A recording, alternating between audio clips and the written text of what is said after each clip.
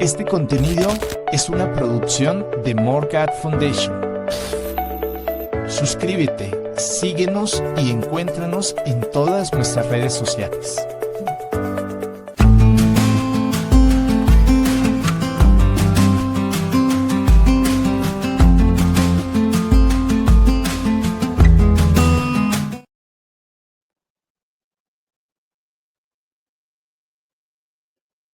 Hola, muy buenas noches, queridos hermanos y hermanas. Bienvenidos una vez más al Ven, sígueme al detalle.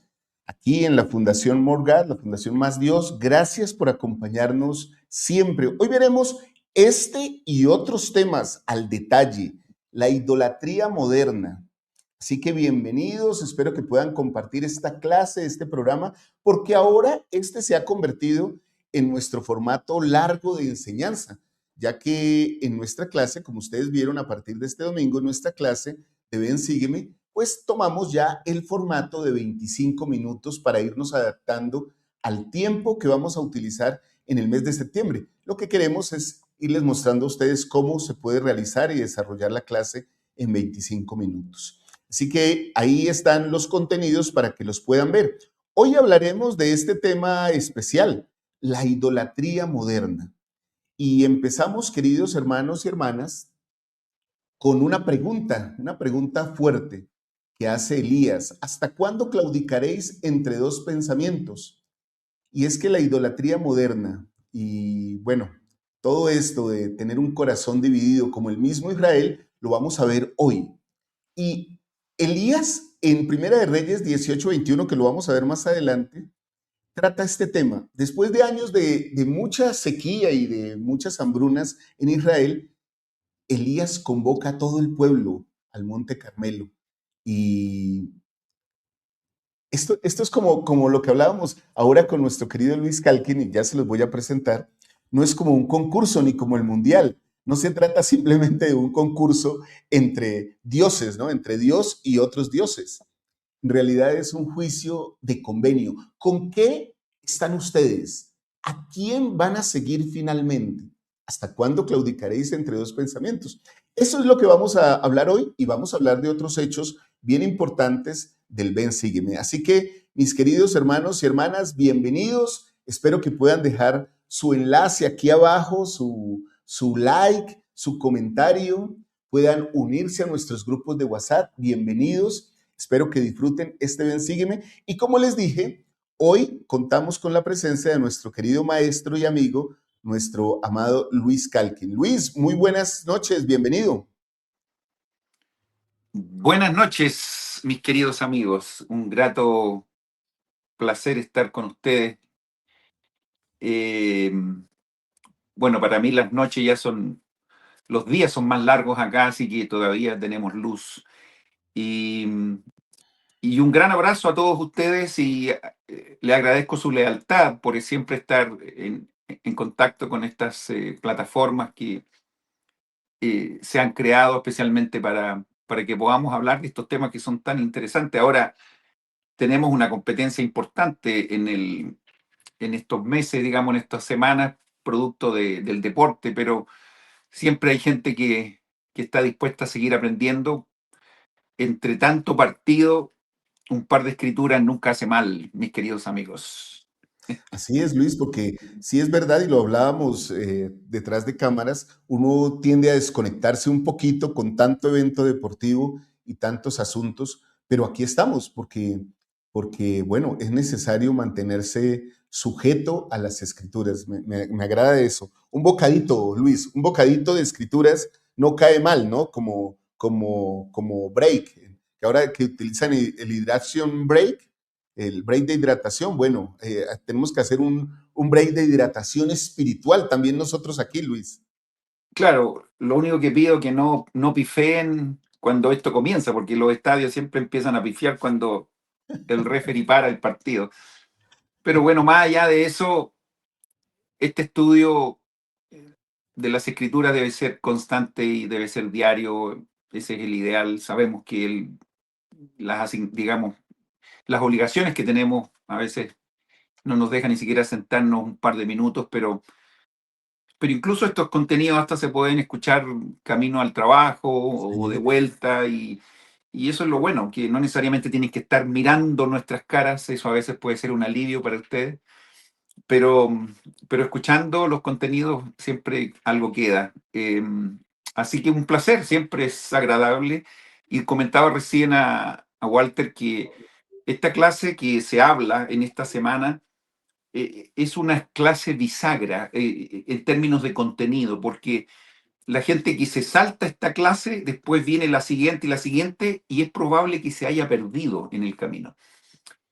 Porque justamente aquí ocurren eventos que son fundamentales y que está relacionado, yo diría, con las matemáticas, en forma para describir un poco este momento, porque siempre se habla de la unión en la iglesia, en los conceptos doctrinales correctos, pero también hay división. Si ustedes toman estos conceptos que son matemáticos, tenemos que también ver que en nuestras vidas estos conceptos también cobran ciertas categorías. Ojalá que la división sea algo que no esté con nosotros, sino que la unión, el sumar y no restar. ¿Se fijan cómo jugamos con estos conceptos? Bueno, aquí está la gran división de Israel, que es muy penosa, que fue de alguna manera presentada por el mismo Jehová, cuando le decía a Samuel, bueno, no es bueno que ustedes tengan rey.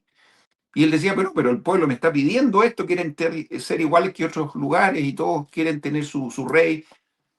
Algo le va a generar problemas. Claro, David fue extraordinario, tuvo algunos detalles al final, Salomón, qué sé yo, Saúl tuvo ciertos problemas, pero después incluso hasta los nombres se nos olvidan porque existieron reyes súper corruptos Sí. y aquí en este punto Israel se fue a una división completa y empezamos a hablar del reino del norte, el reino del sur, Israel, Judá, digamos, Judá siendo el reino del sur, Israel el Exacto. reino del norte, y con los líderes que tú me comentabas, que los nombres son un poco parecidos, pero Roboam como el hijo de Salomón dirigiendo el reino del sur y Jeroboam dirigiendo el reino del norte, que fue malo e idólatra, es poco decir, y dejó a toda esta gente completamente corrupta, digamos, no corrupta, pero adorando dioses que no correspondían. Y finalmente tenemos el problema de que cuando eso ocurre, Dios no se olvida de nosotros y manda profetas. Y ahí aparece la figura entonces de Elías el profeta en el reino del norte, en Israel, para ponerlos de alguna manera en evidencia de que estaban haciendo cosas incorrectas. Fíjense, hay mucho tema, Walter. Muchísimo, muchísimo. Oye, Luis, pero sí, de lo que hablábamos al principio de las competencias y esto, creo que el ánimo competitivo es un ánimo bueno porque crea dinámica de crecimiento, ¿sí? Pero el ánimo competitivo tiene una prevención, digámoslo así, ¿no? Y es que nos puede llevar a dividirnos. Un reino dividido contra sí mismo no puede prevalecer, ¿no? Y creo que es lo que le pasa al pueblo de Israel. Había sido fuerte mientras era unido y había sido liderado por reyes eh, que con debilidades, como siempre lo manifestamos aquí, aún así habían logrado encarrilar al pueblo o llevarlo a lugares y a pedestales altos en la sociedad internacional, digámoslo así, en el concierto internacional, utilizando una expresión actual. También tú mencionas algo, Luis, y es los reyes que pasan desapercibidos, que incluso fueron como sombras, ¿no? Que pasan por el país, por la nación, pero la destruyen. Y entonces aquí aparece una frase, Luis, que es claudicar. Claudicar, que Elías llama al pueblo a claudicar. No a claudicar, sino a que dejen de claudicar. Y estuve mirando la acepción, el significado de esto. Y claudicar es cuando una persona cojea, ¿sí? Como que no está segura para dónde va, entonces está claudicando. La labor aquí del profeta es fundamental, ¿no? Porque llama al pueblo a sostenerse firme en un solo camino. Luis, por qué el Señor repite este patrón? Utilizando profetas, utilizando hombres como nosotros para llamarnos a enderezar el camino cuando parece que lo estamos torciendo. ¿Nos quieres hablar un poquito de eso?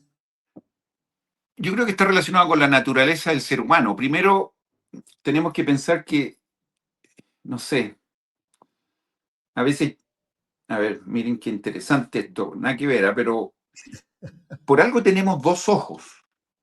Fíjense lo que voy a decir. Yo, cuando hago clases, bueno, con algunos jóvenes, qué sé yo, en el instituto en su momento, yo siempre les decía, fíjense la importancia y por qué tenemos dos ojos. Eh, la idea es que cuando uno mira, eh, es muy interesante porque ambos ojos se concentran en un punto y eso genera una visión en tercera dimensión, una imagen maravillosa, que no la van a tener si tan solo se tapan un ojo y miran solamente con uno, ven dos planos, alto y ancho, o sea, no hay profundidad, alto y ancho nomás, ancho y largo, perdón. Sí, sí. Y es muy interesante porque cuando la visión es completa y se fija, es impresionante la belleza que eso significa. Hay personas que pueden tener incluso problemas a la vista y están cuando existen estos problemas de que a veces uno no enfoca. Yo tenía un par incluso uno de mis hijos, cuando era pequeño tuvo que usar unos lentes, se tenía que poner un parche, ¿recuerdan? Tenía Sí. problemas de que a veces miraba doble, no concentraba su vista, etcétera. ¿Por Pues qué para digo educar esto? la visión, para educar la visión, ¿cierto? ¿Por qué digo esto? Porque de alguna manera estaban también claudicando con su vista, los músculos, todo no estaba enfocado lo que uno debería hacer. Ahora, una persona que tiene la visión en un ojo y va a pedir documentos para manejar, va a tener ciertos problemas, porque en la curva es probable que la curva la dé antes o después. Por lo tanto, tiene problemas de profundidad. Es muy importante eso. Ahora, espiritualmente, si llevamos esto a lo espiritual, es muy interesante, porque cuando nosotros somos dos ojos también, por así decir, y tenemos una parte que está relacionada con el cuerpo y otra que está relacionada con nuestro espíritu. Somos una dualidad. Yo diría, ahí están nuestros dos ojos. Podemos ver las cosas físicas y también podemos ver las cosas espirituales. Cuando ambas están enfocadas, les comento que todo esto yo no lo tengo ni siquiera preparado. Me está viniendo a la mente como algo absolutamente de la vida. No tengo ningún tema aquí en mi escritorio. Oye, Luis, Pero pero las es que eso cosas, es lo bueno, eso, disculpa, hago un paréntesis ahí, hermanos, sí, para todos sí, ustedes que enseñan también, es que eso es los sentimientos del espíritu, ¿no? Cuando estamos preparados, el espíritu puede actuar trayendo nuevas cosas y no nos debemos preocupar, Luis, como maestro, ¿cierto? De que eso suceda, qué bonito que eso suceda. Oigan, tengo todos estos libros, tengo todas estas notas y de pronto estoy hablando de este otro asunto. Bueno, el espíritu está llevando la lección hacia ese lugar. es interesante. Bueno, sí, a mí me pasa mucho. Perdón, cierro el paréntesis ahí. No, y trato de no irme, porque ahora a veces uno se va y de repente no vuelve al punto, pero espiritual y físico. Las escrituras nos enseñan eso, pero a cada minuto. El hombre natural es enemigo de Dios. Uno dice, ¿qué significa? Claro, cuando el cuerpo está mirando cosas y el espíritu trata de traer a ese cuerpo a que mire lo que corresponde, es una lucha constante. Y cuando este cuerpo prácticamente se va por sus propias líneas, es enemigo de Dios. ¿Quién es el enemigo de Dios finalmente? Todos nosotros, porque al final nuestras miradas van hacia otro lado. Entonces la idea es que el espíritu, y es una lucha constante, ¿han escuchado eso de que el espíritu no luchará siempre con el hombre? Es porque estás constantemente tratando de tomar ese ojo físico para que vea lo que debe mirar. Si pudiéramos haberle dado esta clase a David en su momento cuando estaba en el balcón, habría sido maravilloso. Eh, Definitivamente es una lucha de que uno despierta en la mañana. Uno abre qué sé yo, las noticias, el televisor, el teléfono, y es una constante, digamos, lucha de todo lo que significa, lo que es bueno, lo que es malo. Y uno siempre está ahí. Como tú dices, voy para un lado, voy para otro. los profetas están constantemente tratando de llamarnos la atención, como lo hacemos, guardando las proporciones, nosotros también en estos contenidos. Nosotros tratamos de llamar la atención. Hermano, ¿cómo están? ¿Estamos haciendo lo que corresponde? ¿Estamos recordando nuestros convenios? ¿Estamos tratando de cumplir nuestros llamamientos, etcétera? Para que el espíritu de alguna manera llame a esa otra parte que es el cuerpo y pueda focalizarse correctamente en lo que estamos mirando y lo podamos ver en tercera dimensión, hermano. Y ahora si hablamos espiritualmente, llega un punto que el cuerpo está tan sincronizado con el espíritu que incluso uno, y eso lo vamos a ver la próxima semana, especialmente cuando Eliseo hablaba con uno de sus colaboradores, cuando uno llega a ver cosas que ni siquiera el ojo humano puede mirar, sino que puede ver cosas que realmente no están a la vista de todos, pero hemos entrenado tan bien ese ojo físico que ahora lo llevamos al mundo de lo espiritual y ni siquiera ahora necesitamos mirar. Yo diría, incluso a veces hasta podríamos cerrar los ojos y empezar a mirar cosas que nadie podría ni siquiera imaginarse. O sea, estamos hablando de cosas que son más allá de lo físico. Es porque el espíritu está llevando a ese cuerpo a que se enfoque en cosas que son celestiales. Si pudiéramos tener los detalles de cómo José Smith recibía las revelaciones, si pudiéramos tener, digamos, claramente todo el mecanismo de cómo los profetas reciben las revelaciones, es decir, nosotros podríamos tener, digamos, mundos en nuestra vista y aprender cosas que jamás nos imaginaríamos. Y eso está a nuestra disposición. Por eso esa protesta de Elías el profeta, ese sentimiento como diciendo, pero ¿hasta cuándo claudicaréis? Pero ¿cómo pueden, en mis palabras yo le habría dicho, pero ¿cómo pueden ser tan cabezas duras? ¿Cómo pueden ser tan tontos? Y a lo mejor utilizaría apelativos que no son muy correctos, pero a veces mi carácter me llevaría a decir cosas incorrectas. En ese sentido, yo alabo la forma como Elías el profeta trata de decirle, vamos, si este asunto es tan simple como dejarse llevar por las cosas espirituales. Por lo tanto, hermano, este es el llamado que nosotros debemos recibir. Porque ese llamado no es para los israelitas nomás, es para, en realidad, la casa de Israel completa, en todos los tiempos. Ahora, tuvieron que existir este tipo de milagros físicos para que de alguna manera estos ojos físicos pudieran ver cosas físicas y ellos pudieran decir, en realidad Jehová vive. Este es el Jehová verdadero.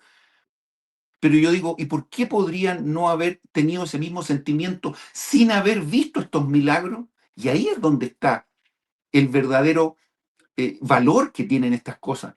Que nosotros podamos desarrollar esta habilidad antes de ver ese milagro, antes de ver ese fuego que viene de los cielos, antes de que consuma todo el holocausto, antes que consuma el agua, antes que consuma todo, nosotros podemos con la misma seguridad decir, Jehová es verdadero. Y yo les aseguro, y esto está muy bien descrito en el otro enseñanza que vimos en esta clase con respecto a la viuda de Sarepta. Qué ejemplo más extraordinario de esta mujer. Esa mujer lo que hizo fue justamente no ver un fuego viniendo de los cielos para que pudiera hacer un milagro y que ese ojo físico se enfocara con el ojo espiritual, sino que esta mujer lo que hizo fue servir a ese hombre que venía con hambre y escuchar esa sugerencia un poco atrevida, como diciendo, ¿cómo me estás pidiendo que te dé pan si yo ni siquiera tengo pan para mi hijo que está en la casa? ¿Cómo me estás pidiendo algo si yo ese algo ni siquiera lo tengo? Entonces recibe esa información, algo pasa con esa mujer extraordinaria y enfoca su ojo físico con su ojo espiritual y ve cosas que probablemente nadie vio. Y cuando va a meter la mano a la vasija, encuentra alimento. Pero hace 2 minutos atrás no había alimento. Y entonces mete la mano y hay suficiente para hacer la comida de hoy. Y el día siguiente vuelve a meter la mano y se encuentra con más alimento. Y comieron muchos días con Elías.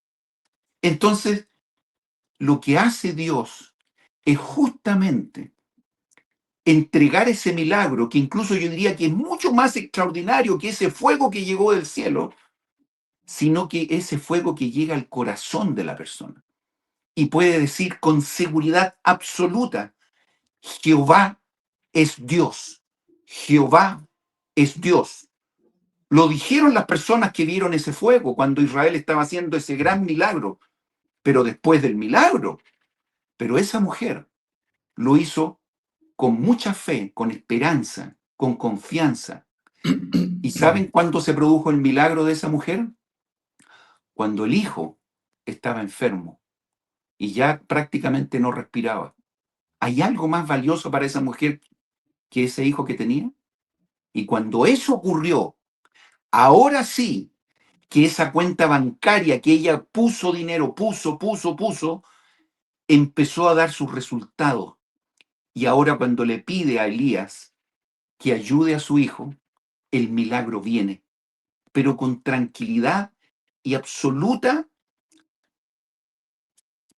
sin ninguna duda.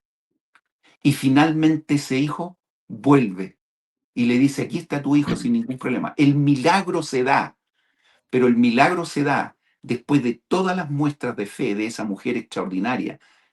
Mis respetos a esa viuda de Sarepta. Así debemos ser nosotros. Un hermano me escribía, no voy a dar el nombre, en los comentarios de esta clase y me decía, hermano, ¿cómo yo voy a dar mi diezmo si apenas tengo para comer? Y yo me dejé el tiempo para poder escribirle y decirle, hermano, la promesa es clara. Probadme ahora en esto, dice Jehová de los ejércitos. Si no, os abriré las ventanas de los cielos y derramaré bendiciones hasta que sobreabunden. Hermano, pague su diezmo. No importa si le queda menos para comer. Pero cuando usted genera esa acción, hay un obispo, hay un líder que es el representante de aquella persona que se comprometió a que a usted no le faltará lo necesario para su bienestar. Si no lo hace, se va por otro camino y tiene que arreglársela solo. Pero si se Bueno, mete dentro de este sistema, finalmente el Señor le va a ayudar. Y yo se lo testifico, le decía. qué Qué bonito. ejemplo más extraordinario de esta mujer. Bueno, podríamos hablar de cada Y parte mira, y de mira, la Luis, clase. cómo tú has relacionado dos temas que en esencia parecerían no tener relación. El de la idolatría del pueblo con el de la fe de la viuda de Sarepta. Creo que lo que une estas dos cosas, lo podría llamar como lo llamaba mi presidente de misión hace tantos años ya cuando yo era muy jovencito, enfoque espiritual, ¿no? ¿Sí? Cuando uno está enfocado espiritualmente y como respuesta incluso a este buen hermano que te preguntaba, uno generalmente, hermanos, o en la vida, generalmente no se ve harina en la tinaja hasta que uno no muestra fe primero. La fe viene primero, como decía el presidente Spencer W. Kimball, y el milagro viene después, queridos hermanos. Oye, Luis, es que este ven, sígueme, hermanos y hermanas, hablando de que escaseaba el aceite en la tinaja, este ven, sígueme tiene mucha carne, ¿cierto? Tiene mucho de dónde tomar. Y yo quiero que sean pacientes. Invitarles como siempre lo hago y lo hacemos acá, que ustedes mismos lean las escrituras y lean estos eventos, ¿sí? Que no se queden única y exclusivamente con lo que les compartimos aquí o en nuestras clases, sino que ustedes también puedan realmente hacer su propia búsqueda. Luis, estaba pensando que otra vez volviendo al término ese claudicar, para volver al principio de la historia y volver después a la vida de Sarepta, esto de cojear o también claudicar tiene que ver con esos términos como ser tumulento, ¿no? Como cuando un borracho echa hacia un lado, echa hacia el otro, pero trata de llevar la vía para mantenerse y llegar a su casa en medio de su borrachera, digámoslo así, ¿sí? Nosotros aquí estamos viendo un pueblo que no es incrédulo completamente, Luis, ¿sí? Y por eso es que es tan semejante a nosotros. Este pueblo de Israel no es incrédulo completamente. Cree en Dios en momentos, ¿sí? Aquí estamos hablando de un pueblo que más bien intenta, como el tumulento, como el borracho, como el cojo, mantenerse en el camino, pero sin dejar de tener un pie al otro lado. No sé si era Nila Maswell, tú me corriges, o Bruce R. McConkie, que decía que era como tener una casa de veraneo en Babilonia, pero vivir en Sion, ¿no? Para poder ir de vez en cuando allá, ¿sí? No me pidas tanto, ¿sí? No me pidas tanto. Déjame de vez en cuando tener mis vacaciones, ¿sí? Mis vacaciones espirituales y volver.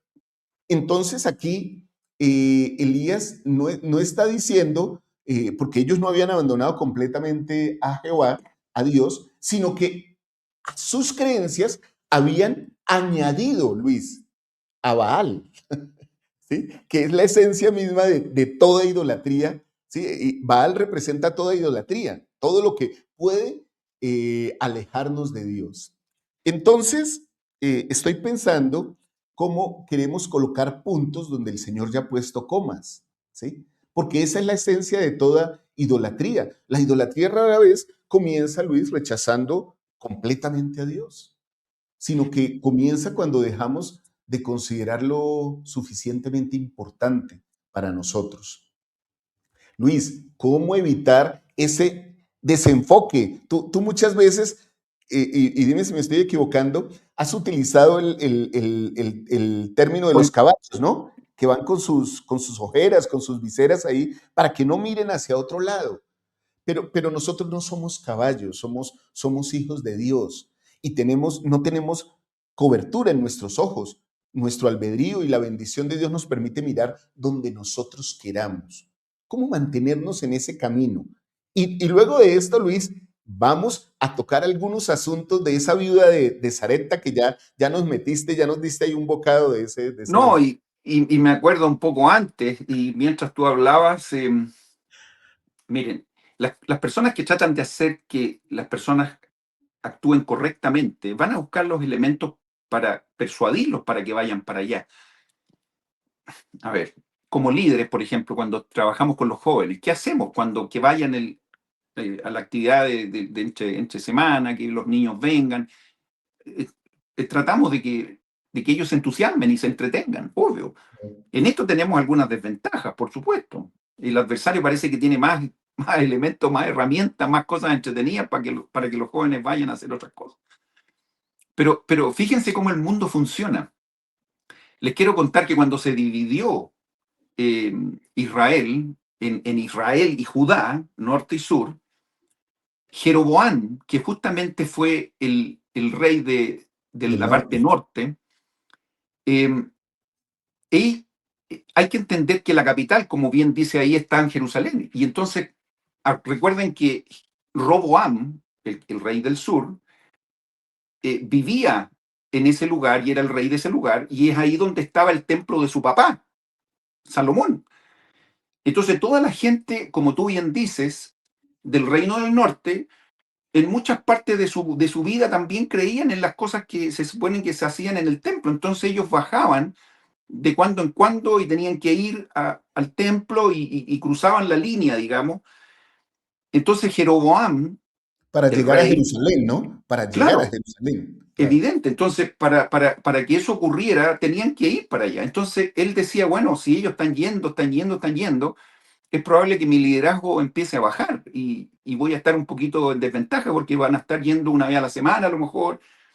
Entonces yo les voy a dar, decía él, lo que ellos andan buscando.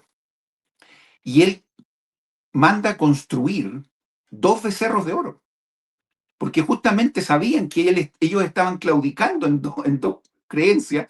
Entonces yo le doy fuertemente a la creencia número 2, digamos, y puso un becerro en una parte y la otra en otra. O sea, le puso 2 sucursales muy accesibles para que ellos no tuvieran que ir a Jerusalén. Y les dijo, vayan ahí, vayan, no bajen a Jerusalén, aquí tienen lo que necesitan. Y además que toda esta gente venía también con las creencias de Egipto, que eran ¿Recuerdan cuál fue el gran problema cuando bajó Moisés del Sinaí y estaba todo el mundo adorando el becerro de oro? O sea, algo de eso ellos habían tenido ya y tenían en sus genes, digamos. Por lo tanto, esa forma también hay que identificar que el enemigo está constantemente buscando lo que nos gusta. Entonces, en nuestras actividades diarias, preguntémonos, ¿lo que estoy haciendo ahora, estoy tratando de ser persuadido por Jeroboam para que yo adore este becerro de oro?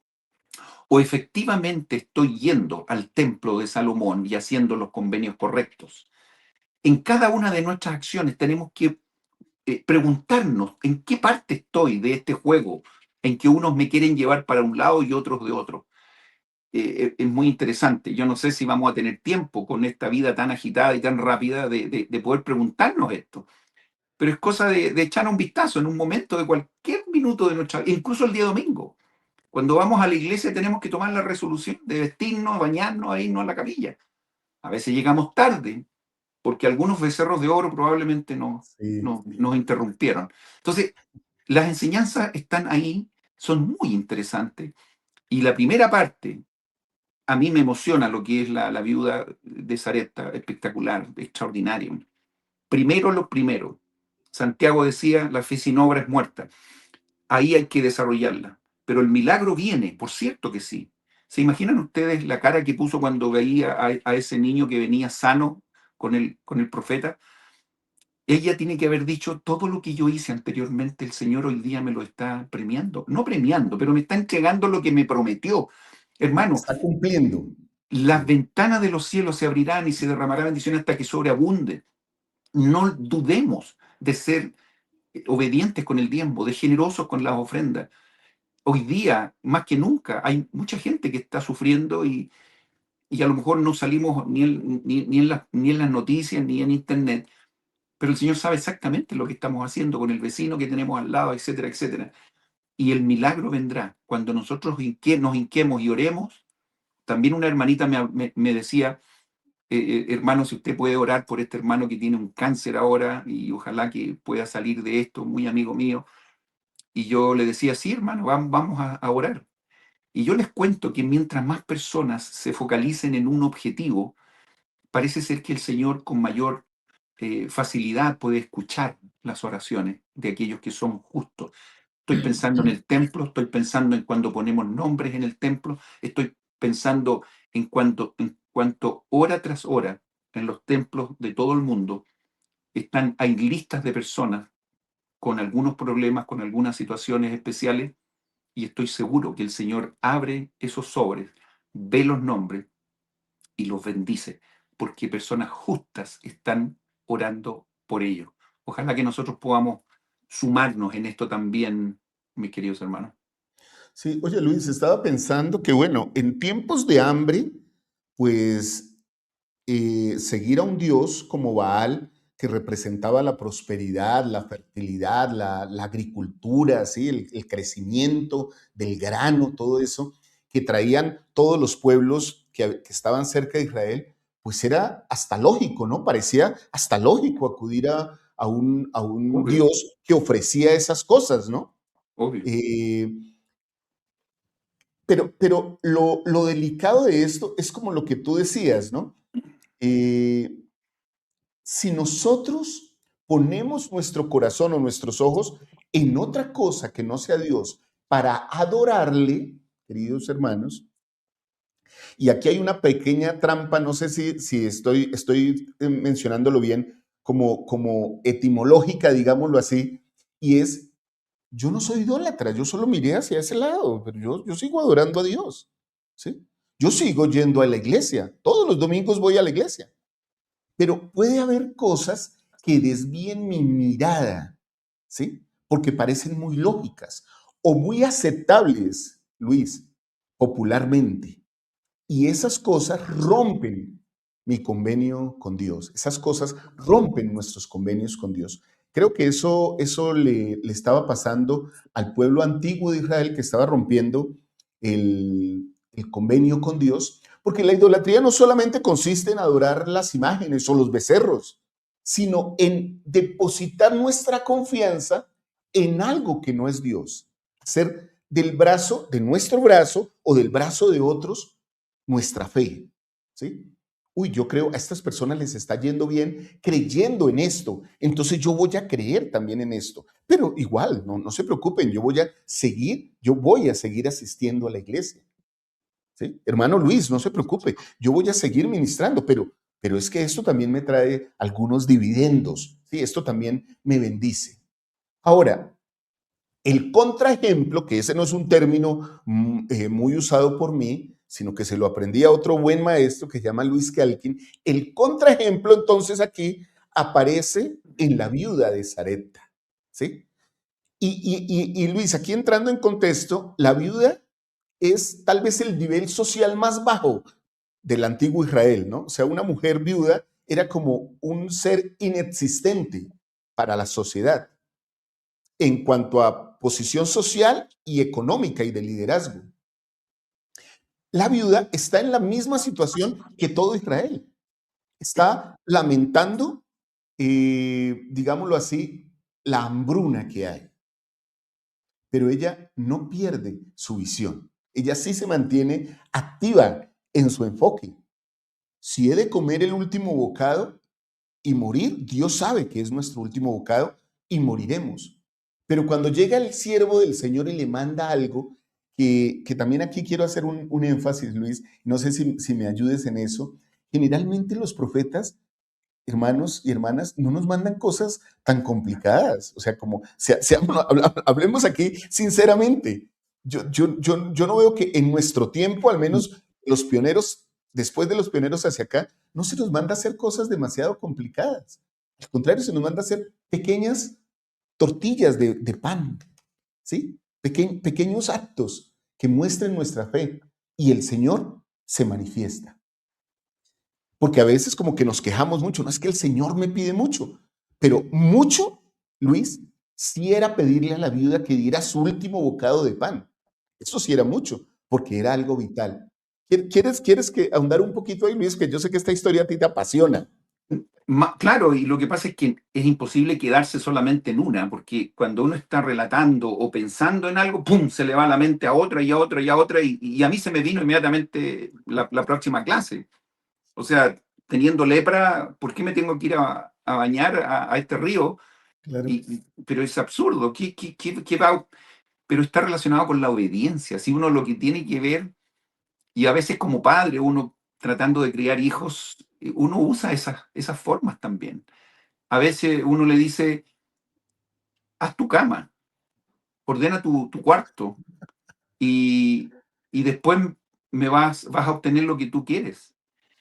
Y yo creo que en la lógica del niño dirá, pero mi papá está loco, ¿qué importa que haga la cama? ¿Qué importa que esté botada mi ropa y si la vida continúa?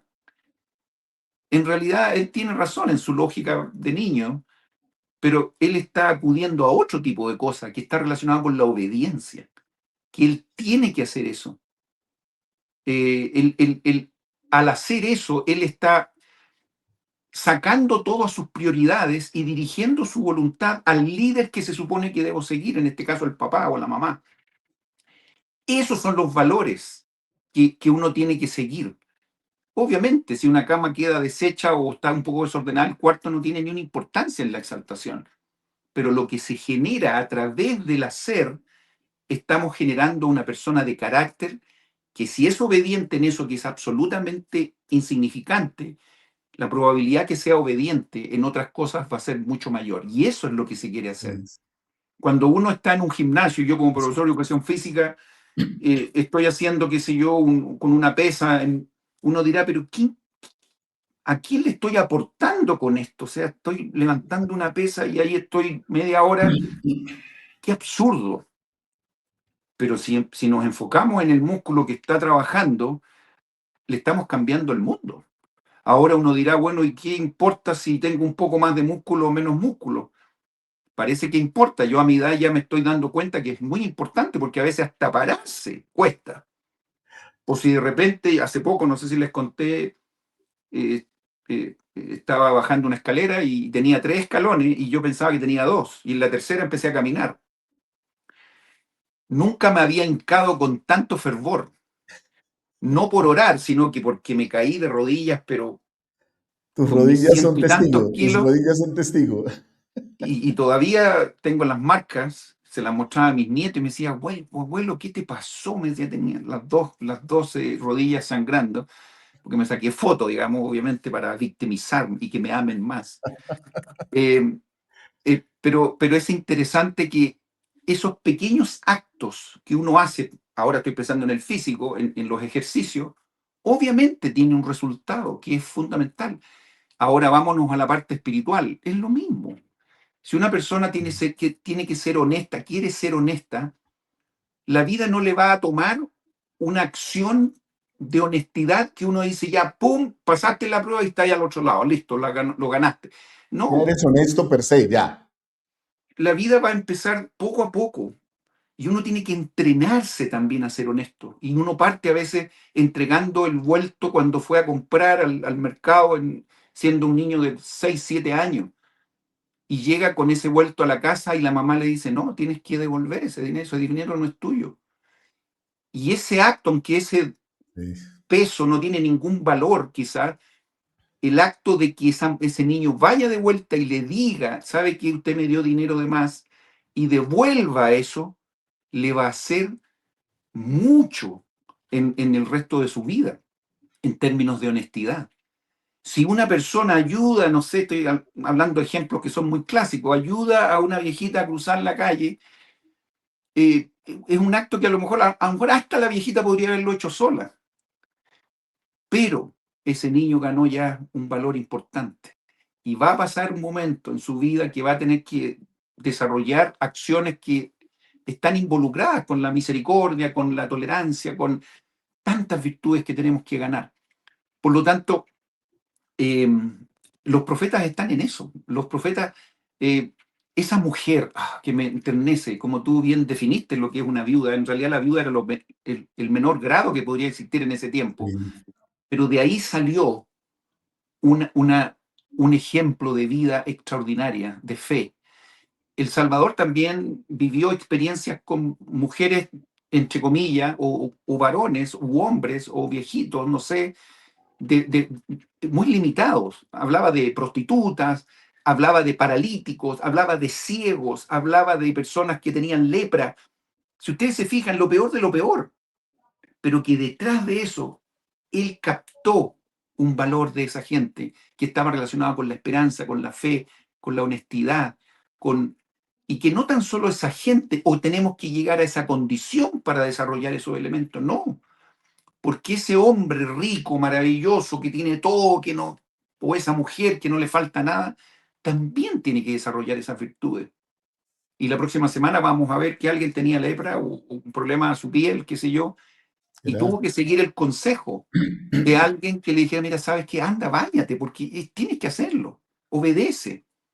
O esos israelitas que se le decía, mira esa serpiente que tiene Moisés, y te vas a sanar, y no vas a tener problemas. Hoy día escuchamos, vayan a la capilla, tomen la Santa Cena, Vayan al vayan templo. al templo, hagan esto, sí, cumplan su llamamiento. Uno dirá, pero ¿qué importa?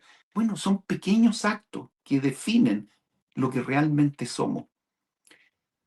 El Evangelio es realmente hermoso. Las escrituras son extraordinarias. Estamos hablando de historias que pasaron hace miles de años Y siguen tan vigentes, ¿no? Para y aplicarlas.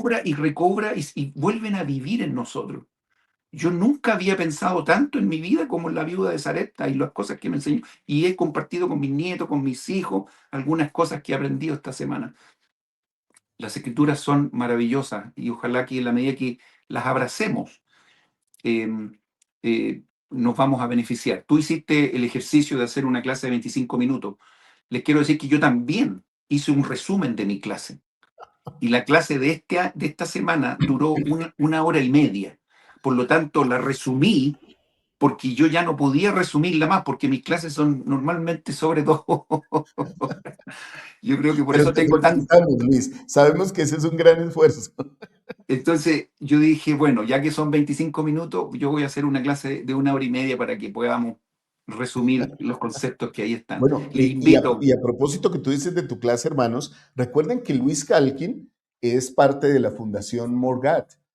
Siempre ha sido parte de nuestros corazones, pero también que Luis tiene sus propios contenidos. Y voy a decir algo aquí al aire, hermanos, como un paréntesis también. Eh, yo quisiera que Luis hiciera más cosas aquí en Morgat, ¿sí? Pero es que Luis es un hombre muy ocupado, a veces no lo podemos tener ni aquí en el Ven, Sígueme al Detalle. Así que valoramos cada aporte que él nos hace, pero dejo siempre abierta la puerta y Luis lo sabe. Si pudiéramos hacer más contenido con Luis, aquí estaríamos seguramente, así lo hiciera solo él, no que yo estuviera, que lo hiciera solo tú, algunas disertaciones, algunos pensamientos espirituales. Podríamos incluso hacer así algo, Luis, hasta pensamientos espirituales de 20, 25 minutos que tú pudieras darnos uno a la semana y lo podemos colocar aquí para que todos nuestros hermanos lo vean. Ustedes solo digan, hermanos, ahí en los comentarios qué les parecería la idea, ¿sí? ¿Qué les parecería la idea? Y ahí lo vamos tratando. No, yo siempre muy dispuesto. El lugar donde yo vivo está muy movido ahora. Se abrió hace algunas semanas el centro de visitantes aquí en el Temple Square y, ni siquiera he tenido tiempo para ir con mi Ahí. teléfono y grabar algunas cosas. Creo que lo voy a hacer ahora, quizás la próxima semana. Un lugar precioso, maravilloso. O sea, uno entra y parece que estuviera dentro del templo. Hay lugares ya que te muestran el cuarto terrenal, el celestial, el asunto donde bautizan. eh, Todo eso como un centro de visitante, pero espectacular. O sea, Bonito. ah, la gente feliz, visitando, gente de muchos lugares ya están viniendo. Bueno, el próximo año va a ser una locura acá. Pero me comprometo a hacer algo con eso y mostrarles, porque no es lo mismo ver un video de la iglesia, que son súper buenos todos, pero aquí yo les esté contando de Claro, repente, que hagamos mira, algo en esto es vivo, serio. que hagamos algo en directo, Luis, y podamos Claro, compartir con los hermanos. Sí, absolutamente. te agradeceríamos mucho. Bueno, Luis, después de semejante compromiso que te he votado ahí de frente, así, de nuestros hermanos, recuerden que ahí está el canal de Luis también, compartiendo con Luis Calkin, y ustedes también pueden ir y gozar allá de las clases que son maravillosas. Bueno, Luis, yo tomo un concepto que tú hablabas y que está en las escrituras, ¿no? De las cosas pequeñas proceden las grandes, ¿cierto? O las grandes y maravillosas proceden de las cosas sencillas y pequeñas. Y esto tiene una connotación positiva y negativa, ¿no? O sea, de las cosas pequeñas proceden las grandes para las cosas positivas, buenas y eternas. Y de las cosas pequeñas proceden las grandes también para las cosas malas y que nos apartan de Dios. Yo aquí traje algunas imágenes, Luis, de cómo podemos adorar. Hoy día no construimos nosotros como altares, ¿no? No vemos, ay, allí en la esquina construyeron un altar para adorar a tal Dios o un becerro. No lo construimos, ¿sí? O sea, ya no se ve de esa manera. Los altares están por todo lado, ¿sí? Y tenemos que cuidarnos. Mira, aquí hay un altar que de pronto nos toque a nosotros, Luis. Hay que evitar que el éxito y las cosas del mundo se conviertan en nuestros ídolos. Hoy pocas personas realmente levantan altares a Baal, pero sí existen muchos ídolos modernos. Incluso el éxito puede convertirse en un ídolo cuando determina lo que una persona es. ¿Sí? Ah, esta persona es exitosa, entonces esta persona sí vale. Pero Luis nos decía hace un momento, historias que son eternas, como la vida de Zarepta, nos narran a una persona que pareciera que en medio de la calamidad se convierte en una persona exitosa en cuanto a lo espiritual para nuestro Padre Celestial, que mantiene su creencia, que no cede. Hay que cuidarnos, hermanos, de la idolatría política también, de ser demasiado apasionados que nos lleve a romper las relaciones, de lo popular de las redes sociales. ¿Por qué no? Aquí pedimos likes para que otros nos vean, pero no likes para que nadie piense que nosotros somos más o menos que otro. Y hay que cuidarnos del trabajo también, Luis, que a veces el trabajo nos puede agobiar de tal manera que nos saque de, de lo que es de Dios. Por allá en Israel, en el antiguo Israel, Luis, hay una historia, ahora no recuerdo dónde, que dice que hubo un rey, no recuerdo tampoco el nombre ahora, si era Josías, que tuvo que romper la serpiente, ¿no? De bronce, que había sido un estandarte muy importante para Israel, porque las personas habían desviado su fe en Jehová por su fe en el instrumento, ¿sí? Y esta semana leíamos en el club de lectura cómo aun cuando vamos al templo, no debemos concentrarnos tanto en los símbolos, en las ropas, ¿sí? Y olvidar nuestra adoración y a quién vamos realmente a reverenciar, que es a nuestro Salvador Jesucristo. Luis, unas palabras para terminar esto, como un cierre aquí, un Claro, consejo por supuesto. de Eh, alguien conocedor como tú, que nos puede ayudar a ser más semejantes a Cristo y a mantener nuestra visión enfocada, Luis. sí, yo incluso estoy pensando en hacer un par de contenidos en mi canal también, eh, porque en realidad la gente a mí no me conoce. Ustedes me ven con corbata, muy, muy, muy formal, pero yo no tengo nada que ver con esta imagen. O sea, la gente que me Somos como muy conoce, parecidos, Luis, somos como muy parecidos. la gente que me conoce, incluso hasta le parece, aunque yo siempre he andado, por razones, yo trabajé 20 años en el sistema educativo, siempre andaba así, digamos, pero cuando yo era director de instituto, de repente llegaban algunos jóvenes nuevos y andaban buscando al director. Y yo estaba jugando a la pelota con los jóvenes en la cancha y decía, mira, y el número 4, él es el director Y yo siempre muy integrado con los bailes, con los deportes, por razones obvias. Eh, y bueno, yo lo paso, les comento, y eso ha sido como una norma mía dentro de la iglesia. Yo me siento muy identificado con lo que tiene que ver con, ¿se acuerdan ustedes ese eslogan que decía ser mormón es ser feliz? Yo lo he pasado en mi vida, yo tengo un poco más de 60 años, lo he pasado súper bien, siendo miembro de la iglesia. A veces yo veo personas que opinan y hablan y dicen, pero esta persona no toma, no fuma, no va a hacer este tipo. Y yo les digo, pero yo lo he pasado extraordinario. Y yo si hago un recuento de mi vida y a veces yo no quiero caer en este punto porque ya a veces caigo habitualmente hablando de mí, digamos, pero es la historia que más de cerca conozco. Desde muy niño, siendo miembro de la iglesia, yo lo he pasado extraordinario con los programas de la iglesia, con todo lo que tiene que ver con la música, con los bailes, con... Yo nunca me he privado de las cosas que el mundo me entrega también. Pero hace poco, hace un par de semanas, me desperté en la mañana y se me daba vuelta todo, así. Yo no sé si a ustedes les ha pasado, pero a lo mejor es por la edad. Estaba súper mareado, súper mareado. Y fue súper, es exactamente, entre paréntesis, yo les cuento que yo voy habitualmente con mis nietos a un lugar que estoy a 10 minutos acá, que es un lugar donde están todas las montañas rusas, todo el asunto extraordinario. O sea, gente viene de todas partes de los Estados Unidos, vienen de repente aquí también. O sea, vienen de California, aunque ellos tienen súper buenas cosas, pero aquí está todo en un solo lugar. Hay piscina, un lugar precioso. Y yo me subo a todo con mis nietos, a las montañas rusas, todos, y no tengo ninguna, y a veces de repente me mareo en algunas que son, pero ya terribles. Muy extremas. Y tengo un hijo que se marea bastante y me dice, no, papá, yo no, ok. Pero desperté una mañana y miraba y las cosas se me movían. Súper extraño. Entonces cerraba los ojos y estaba bien, equilibrado.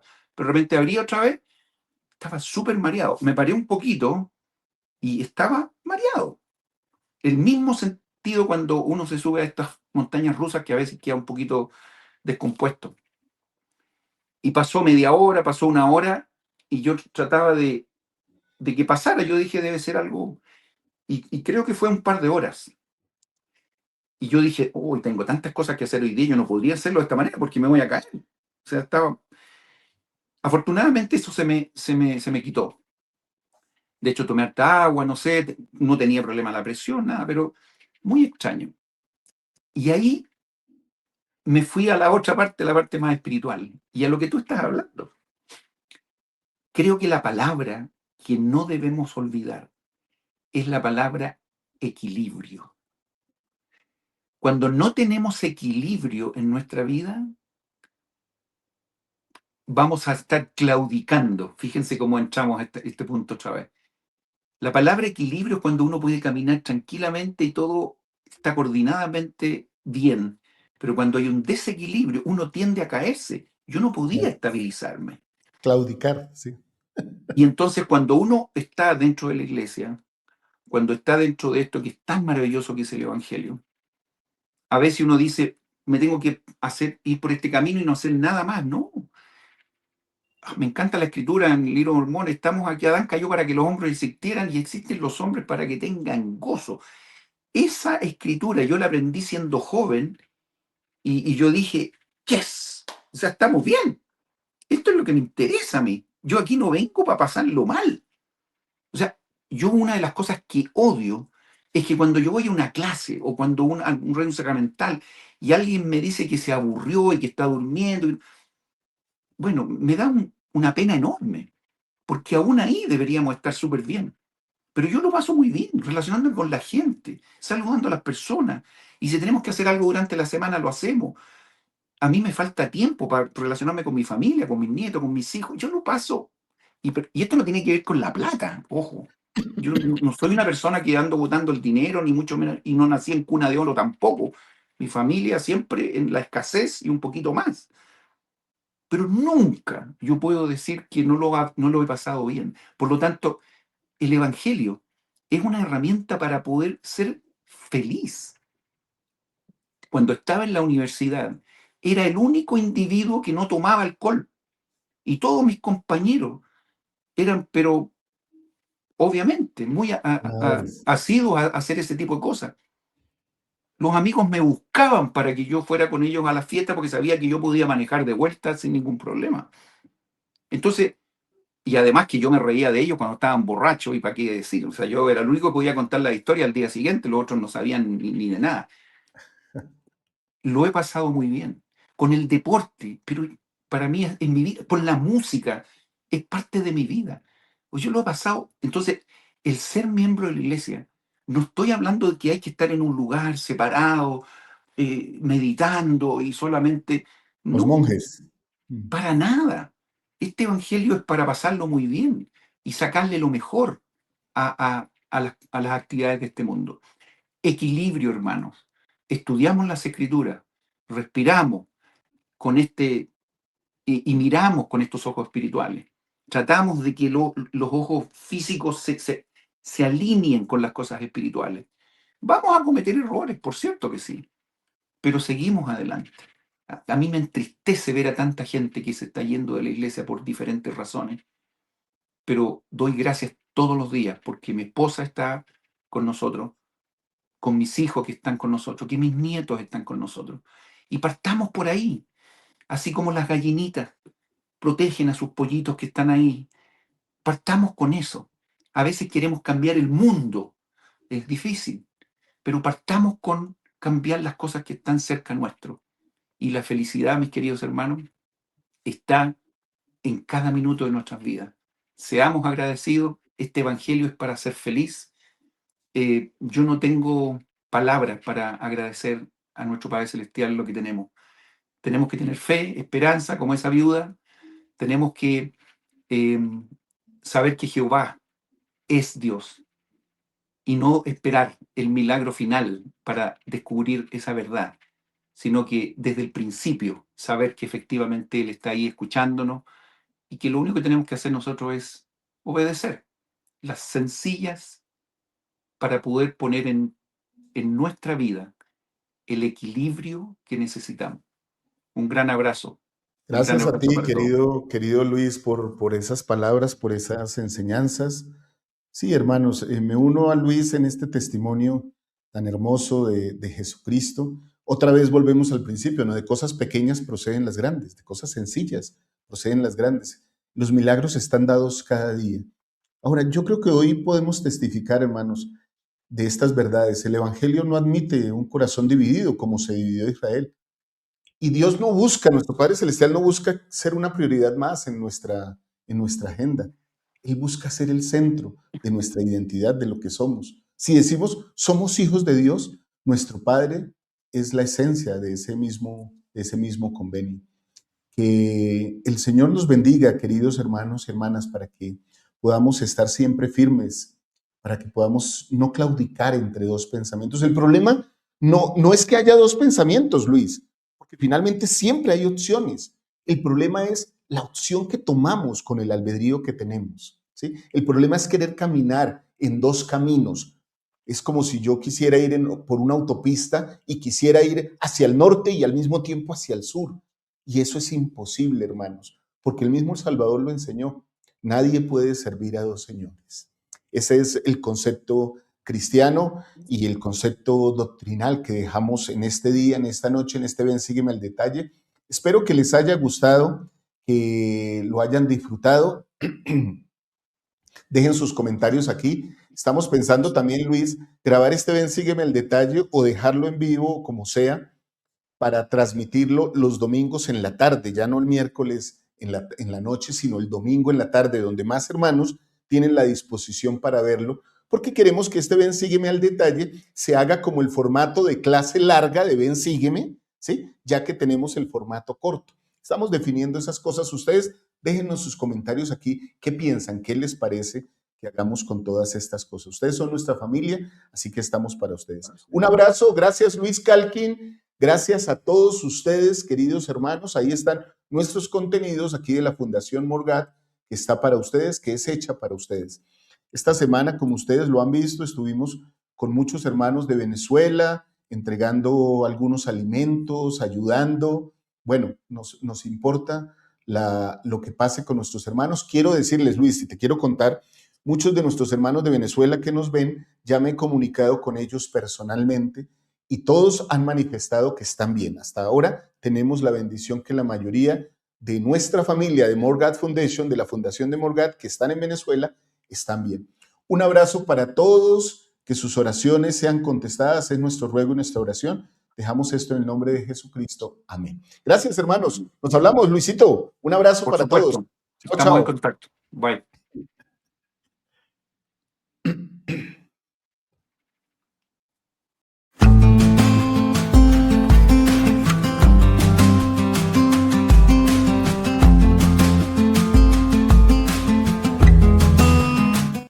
Este contenido es una producción de Morgat Foundation. Suscríbete, síguenos y encuéntranos en todas nuestras redes sociales.